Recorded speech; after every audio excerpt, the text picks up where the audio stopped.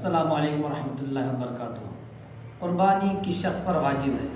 بعض لوگ معلوم ہے کہ ان کو قربانی دینا ہے پھر بھی نہیں دیتے۔ بعض لوگ ایسے ہیں کہ ان پر قربانی تو واجب ہوتی ہے مگر ان کو یہ معلوم نہیں ہوتا کہ ان پر قربانی واجب ہے یا نہیں۔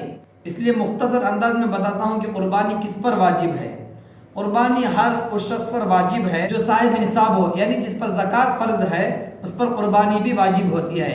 یعنی اگر کسی کے پاس 80% گرام سونا، صرف چاندی رہا تو 612 گرام چاندی، اگر کسی کے پاس سونا اور چاندی دونوں ہو تو آج کے حساب سے اگر 60,000 کا مال بھی ہے تو قربانی واجب ہو جاتی ہے۔ تو اگر کسی کے پاس 60,000 روپیہ پیسہ بھی ہے تو بھی اس پر قربانی واجب ہو جاتی ہے، اور اس پر زکوٰۃ کی طرح 1 سال گزرنا ضروری نہیں۔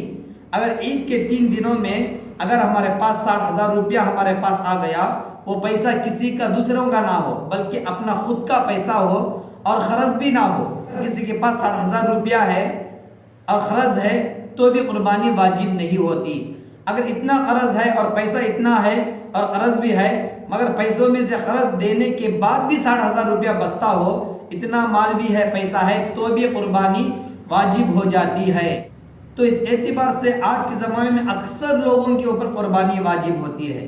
کتنے لوگ ایسے ہیں کہ ان کے پاس 60,000 کا مال ہے، سونا اور چاندی اگر جمع کر دیکھیں گے تو 60,000 کا مال کس کے پاس نہیں ہے؟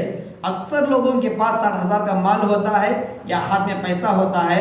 اگر 60,000 کا مال سونا اور چاندی ملا کر 60,000 کا ہو یا پیسہ ہو تو قربانی واجب ہو جاتی ہے۔ اگر عید کے 3 دن کے اندر ہمارے پاس 60,000 یا اس سے زیادہ پیسہ ہو گیا اور اگر خرچ نہ ہو تو بھی قربانی واجب ہو جاتی ہے۔ بعض لوگ سمجھتے ہیں کہ قربانی دینے پر ثواب ہے اور نہ دیں گے تو کچھ بھی نہیں۔ ایسا نہیں، بلکہ اگر کسی کے اوپر قربانی واجب ہے اور وہ نہ دے تو اللہ کے نبی نے فرمایا کہ اگر کسی کے اوپر قربانی واجب ہو اور اس کے باوجود وہ قربانی نہ دے تو اللہ کے نبی فرماتے ہیں کہ وہ میری عیدگاہ تک نہ آئے۔ تو اس سے معلوم ہوتا ہے کہ قربانی واجب ہو کر بھی اگر نہ دے تو کتنا بڑا گناہ ہے۔ تو سارے حضرات اس مسئلے کو سمجھے اور جس پر قربانی واجب ہے ادا کرے۔